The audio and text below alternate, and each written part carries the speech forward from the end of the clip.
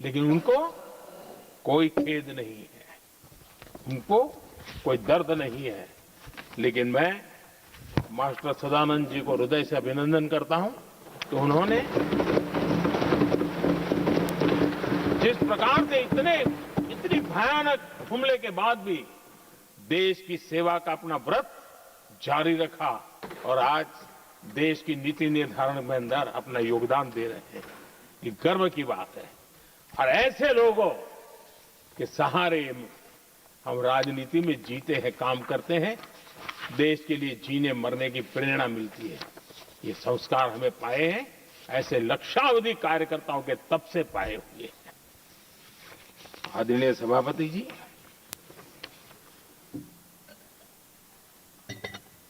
इन दिनों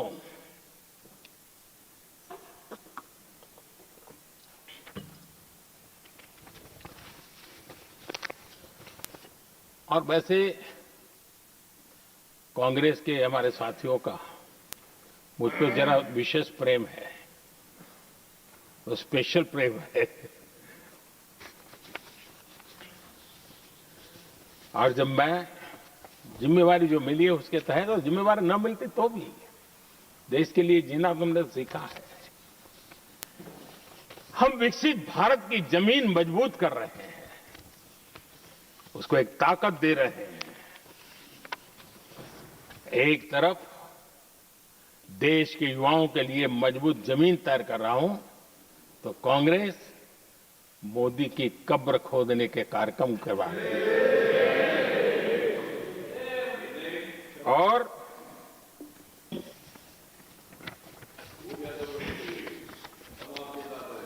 मोहब्बत की दुकान खोलने वाले मोदी तेरी कब्र खुदेगी के नारे लगा रहे हैं जी। ये कौन सी मोहब्बत की दुकान है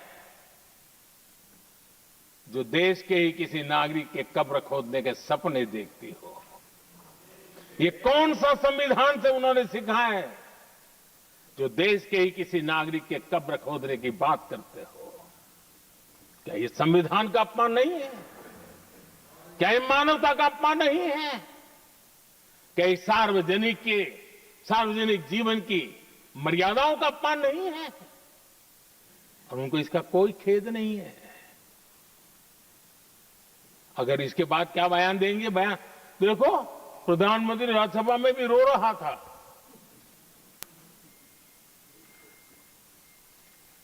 किस प्रकार के संस्कार और वृत्तियों से पले बड़े लोग हैं ये।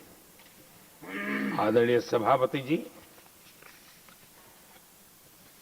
मेरे लिए कोई अनुभव मेरा बहुत पुराना है। 2002 से जब वे विपक्ष में थे तब से, और 2004 से जब वो सत्ता में आए तब से, और 2014 से मैं जब यहां आया तब से, पिछले 25 साल से संसद का एक भी सत्र ऐसा नहीं गया, मोदी संसद का सदस्य नहीं था, एक भी सत्र ऐसा नहीं गया जिसमें इस सदन के अंदर मोदी को गाली देने का काम न किया हो इन लोगों ने। 25 साल।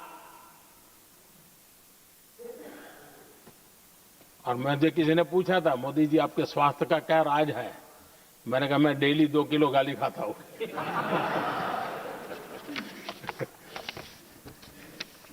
आदरणीय सभापति जी, ये मोदी की कब्र क्यों खोदना चाहते हैं?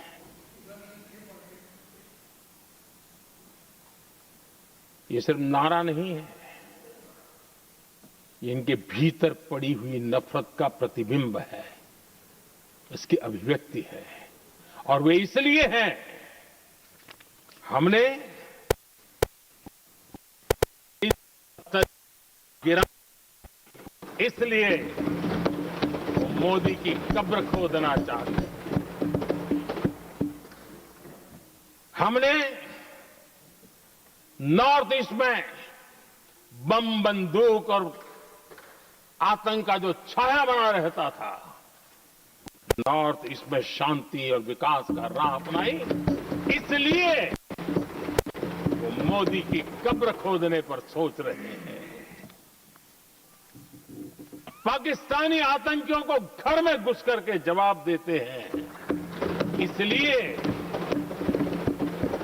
मोदी की कब्र खोदने की बात करते हैं। ऑपरेशन सिंदूर करते हैं, इसकी उनको परेशानी होती है और इसलिए मोदी की कब्र खोदते हैं। माओवादी आतंक से देश को मुक्त दिलाने के लिए साहसपूर्ण कदम उठा रहे हैं, इसलिए मोदी की कब्र खोदती है आपको। हमें नेहरू जी ने देश के साथ बहुत बड़ा अन्याय किया था, सिंधु जल समझौता करके। उस सिंधु जल समझौते को हमने एबेंस में डाल दिया। क्या इसलिए आप मोदी की कब्र खोदने के नारे लगा रहे हो? आदरणीय सभापति जी, कांग्रेस की परेशानी कुछ और है। ये पचा नहीं पा रहे कि मोदी यहां तक पहुंचा कैसे, और उनकी परेशानी बढ़ती जा रही है कि भाई पहुंचा तो पहुंचा, लेकिन अब तक टिका क्यों है? और इसलिए वे एक ही रास्ता उनके लिए बचा लग रहा है कि मोदी तेरी कब्र खुदेगी। आदरणीय सभापति जी, ये तो मान करके बैठे थे। उनका लोकतंत्र, संविधान को कोई लेना देना नहीं। उनको तो लगता है कि प्रधानमंत्री पद उनके परिवार की जागीर है, उस पर कोई और बैठ नहीं सकता। ये जो उनके भीतर में नफरत पड़ी हुई है ना, मोहब्बत की दुकान में जो आग भरी पड़ी हुई है ना, उसका परिणाम है। और इसीलिए कोई क्यों बैठा, हमारा पैतृक अधिकार था, इसलिए मोदी की कब्र खोदने का नारा लेकर के वो चल रहे हैं। आदरणीय सभापति जी, कांग्रेस के शाही परिवार को देश ने दशकों तक अवसर दिया है। ऐसा नहीं है, देश ने आपके लिए भी अपना भविष्य दांव पे लगाया था, लेकिन आपने गरीबी हटाओ नारे लगाए, गुमराह किया। लाल किले से कांग्रेस के एक भी प्रधानमंत्री के भाषण में गरीबी हटाने की बात ना आई हो, ऐसा नहीं हुआ है। लेकिन किसी भी प्रधानमंत्री ने गरीबी हटाने क्या किया, वो एक बार भी नहीं आया। वो नारे से अधिक कुछ नहीं था उनका। और मोदी ने रास्ता अपनाया गरीब को एम्पावर करने का, गरीब को सशक्त करने का। और मेरे देश के गरीबों को मैं सलाम करता हूं, उन्होंने देश की योजनाओं को समझा, स्वीकारा और अपने सामर्थ्य को बढ़ाने के लिए प्रयास किया।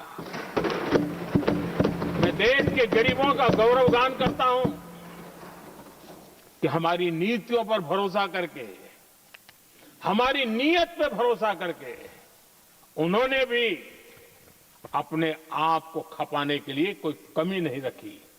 और 25 करोड़ मेरे गरीब परिवार के भाइयों ने गरीबी को परास्त किया और खुद गरीबी से बाहर आए हैं। मैं उनको सलाम करता हूं। मेरे 25 करोड़ देशवासी जो निराश में पड़े हुए थे, दूर एक आशा की किरण दिखाई दी, उठ खड़े हुए और आज हमारे साथ चल पड़े। आदरणीय सभापति जी, 2014 के पहले ये इम्प्लीमेंटेशन की बातें करते थे। हमारे यहां सैकड़ों लोग रेलवे क्रॉसिंग पर मरते थे। स्कूल की बस रेलवे क्रॉसिंग से जा रही है, 20-20, 25-25 स्कूल के बच्चे मरने की खबरें आती हैं।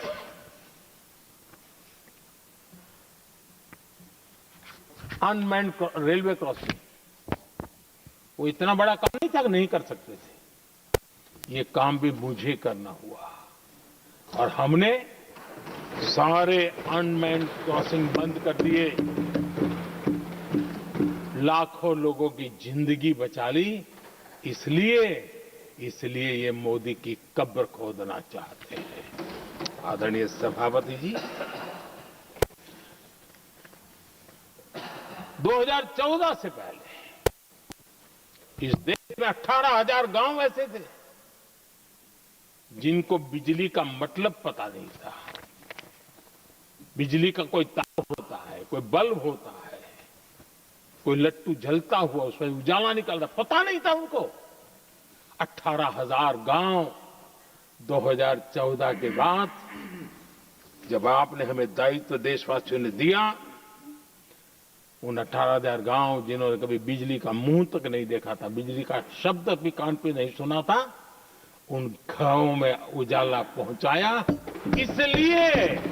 इसलिए इनको मोदी की कब्र खोदने के सिवाय अब कोई रास्ता नहीं दिख रहा है। आदरणीय सभापति जी, वो एक वक्त था जब देश में बार बार खबरें आती थी, मीडिया में हेडलाइन हुआ करती थी, सरहद की स्थिति के संबंध में बयान आते थे। गोला बारूद नहीं है, बुलेट प्रूफ जैकेट नहीं है, बर्फ के बीच खड़ा है, बर्फ में खड़े रहने के लिए जो जूते चाहिए जूते तक नहीं उसके पास, ये खबरें आती थी। हमने देश के जवानों के लिए खजाने खोल दिए, देश के जवानों को जो चाहिए वो देने की शिकायत पड़ी। और इसलिए वो चाहते कि अब तो रास्ता बचा नहीं है, बस कब्र खुदेगी मोदी की, यही एक रास्ता उनके लिए बचा है। आदरणीय सभापति जी, एक बार उत्तर प्रदेश के वर्तमान मुख्यमंत्री जी ने सदन में भाषण करते करते रो पड़े थे। दिमागी बुखार के कारण बच्चे, अनगिनत बच्चे मर रहे थे। इनको कभी सूझा नहीं कि इस दिमागी बुखार से मुक्ति दिलाई जा सकती है। आदरणीय सभापति जी, आंख की बीमारी ट्रकोमा, लोग परेशान होते थे, आंखें चली जाती थी और विज्ञान प्रगति कर चुका था, हो सकता था, नहीं कर सकते थे। हमने दिमागी बुखार से भी मुक्ति दिलाई और हमने ट्रकोमा से भी देश के लोगों की आंखें बचाई।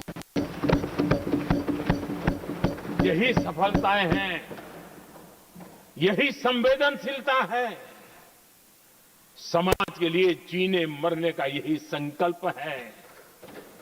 पल पल,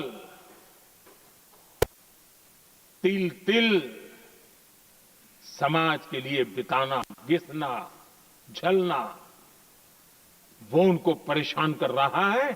तब जाकर मोदी तेरी कब्र खुदेगी, ये मंत्र लेकर के चल रहे हैं, ये सपने देख करके चल रहे हैं और बातें लोकतंत्र की करते हैं। मोहब्बत की दुकान के साइन बोर्ड लगाते हैं।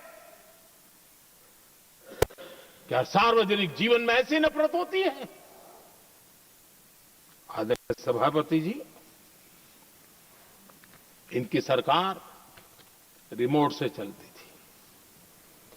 मेरी सरकार भी रिमोट से चलती है। 140 करोड़ देशवासी मेरा रिमोट है।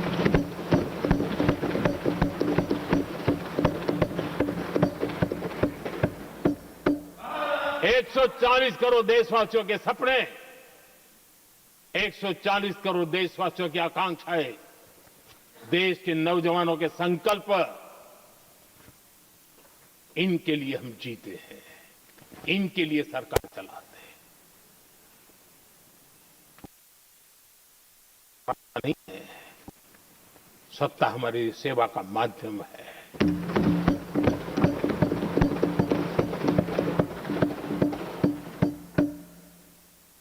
मुद्रा योजना, लाखों करोड़ों की मदद मिली, स्वरोजगार को बल दिया।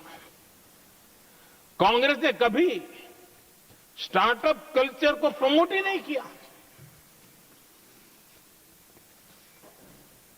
कुछ सैकड़ों में स्टार्टअप बेचारे अपने उनको पता भी नहीं था। और इनका तो हाल ये है आदरणीय सभापति जी, अपने घर के स्टार्टअप को भी वो लिफ्ट नहीं कर पा रहे।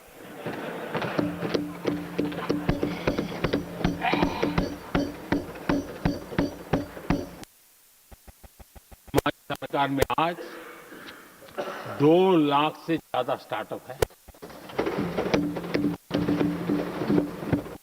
और जब सफलता एक के बाद एक जन सामान्य के दिलों को जीतती है ना, तब जाकर के उनके पास एक ही रास्ता बचा है, मोदी तेरी कब्र खुदेगी। लेकिन उस हमारा याद कीजिए, बीएसएनएल को लेकर के चुटकुले चलते थे, कार्टून बनते थे।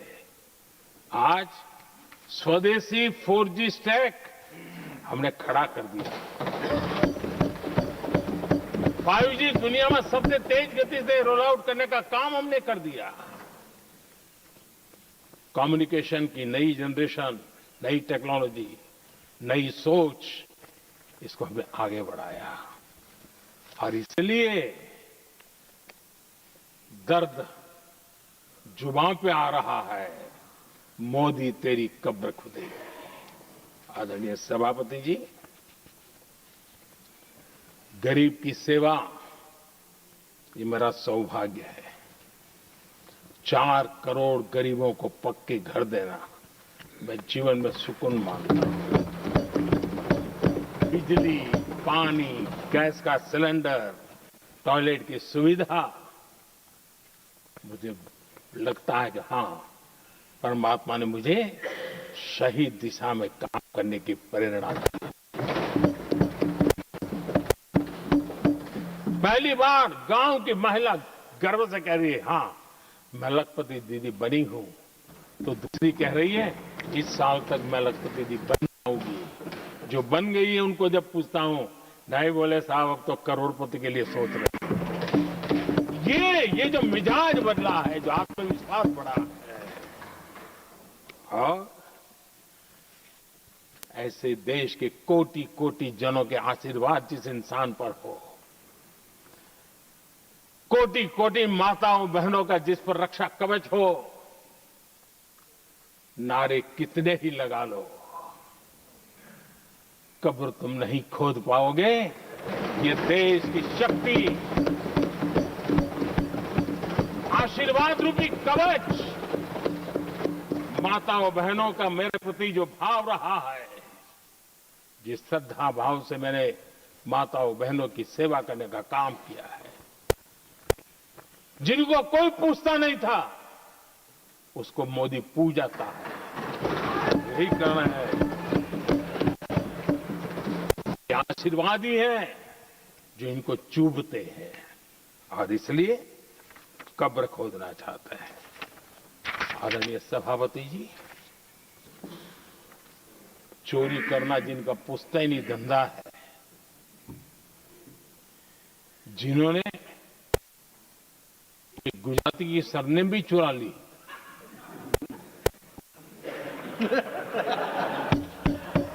महात्मा गांधी की सरनेम चुरा ली, ये लोग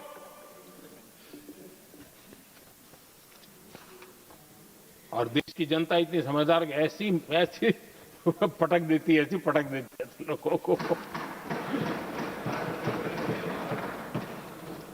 आदरणीय सभापति जी, हम एक विकसित सपना लेकर के चले, और आज वो सपना देश के लोगों की ऊर्जा के कारण संकल्प में बदल चुका है। आज कहीं पर भी जाइए, हर कोई ये कहता है कि 2047 तक विकसित भारत बनना है। और मैं हैरान हूं, कुछ हमारे साथी सदन में इतने